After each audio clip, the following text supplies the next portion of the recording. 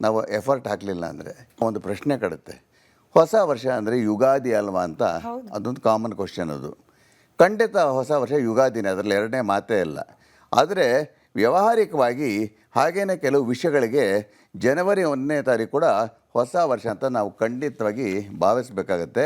ನೋಡಿ, ಯಾವುದೇ ಘಟನೆ ಬಗ್ಗೆ ಜ್ಯೋತಿಷ್ಯದ ಪ್ರಕಾರ ಮಾತಾಡಬೇಕಾದ್ರೆ ನಾವು ಮನುಷ್ಯ ಜನ್ಮ ತಾಳಿದಾಗ ಹೇಗೆ ಒಂದು ಕುಂಡ್ಲಿನ ಹಾಕ್ತೇವೆ, ಮಗು ಹುಟ್ಟಿದಾಗ ಒಂದು ಟೈಮ್ಗೆ, ಡೇಟ್ ಆಫ್ ಬರ್ತ್ಗೆ, ಸ್ಥಳಕ್ಕೆ ಕುಂಡ್ಲಿ ಹಾಕ್ತೀವಲ್ಲ, ಅದೇ ರೀತಿ ಹೊಸ ವರ್ಷ ಆರಂಭಕ್ಕೂ ನಾವೊಂದು ಕುಂಡ್ಲಿನ ಹಾಕಬೇಕು. ಇದೇ ನಿಜವಾದ ಜ್ಯೋತಿಷ ಅಂತ ಹೇಳೋದು. ಎಂದೇನಂತೆ ನೋಡಿ, 2026 ಜನವರಿ 1ನೇ ತಾರೀಕಿಗೆ ನಾನೊಂದು ಕುಂಡ್ಲಿನ ಹಾಕಿದ್ದೀನಿ. ಅದು ಸ್ವಲ್ಪ ಎಕ್ಸ್ಪ್ಲೇನ್ ಮಾಡ್ತೀನಿ ತಮಗೆ.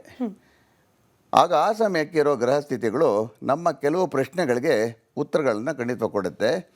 ನಾವೊಂದು ಸೈಂಟಿಫಿಕ್ ಆ್ಯಂಗಲಲ್ಲಿ ನೋಡಿದಾಗ ಅಂತ ನೋಡಿ, ಆಂಗ್ಲ ಹೊಸ ವರ್ಷಕ್ಕೆ ಗ್ರಿಗೋರಿಯನ್ ಕ್ಯಾಲೆಂಡರ್ ಅಂತ, ನ್ಯೂ ಇಯರ್ ಅಂತ ಹೆಸರು ನಮಗೆ.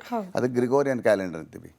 ಇದಕ್ಕೆ ಯಾಕೆ ಗ್ರಿಗೋರಿಯನ್ ಕ್ಯಾಲೆಂಡರ್ ಅಂತ ಹೇಳಿ ಹೆಸರಿಡ್ತೀವಿ ಅಂದರೆ, ಕ್ರಿಸ್ತಶಕ, ಇದೆಲ್ಲ ನಮ್ಗೆ ಗೊತ್ತಿರುತ್ತೆ, 1582ನೇ ಇಸ್ವಿಯಲ್ಲಿ 13ನೇ ಪೋಪ್ ಗ್ರಿಗೋರಿ ದ 13th ಒಂದು ಕ್ಯಾಲೆಂಡರ್ ರಿಫಾರ್ಮ್ಸ್ ಅಂತ ಮಾಡ್ತಾರೆ. ವ್ಯವಹಾರಕ್ಕೆ ಅನುಕೂಲ ಆಗಲಿ ಅಂತ ಅವ್ರು ಮಾಡಿದ್ದವರು. ಹೀಗಾಗಿ ನನ್ನ ಅನುಭವದಲ್ಲಿ ಜನವರಿ 1ನೇ ತಾರೀಕು ಗ್ರಹ ಸ್ಥಿತಿಗಳು ತಕ್ಕ ಮಟ್ಟಿಗೆ ಮನುಷ್ಯನ ಆಗು ಹೋಗುಗಳ ಬಗ್ಗೆ ಸೂಚನೆಗಳು ಖಂಡಿತ ಕೊಡುತ್ತೆ.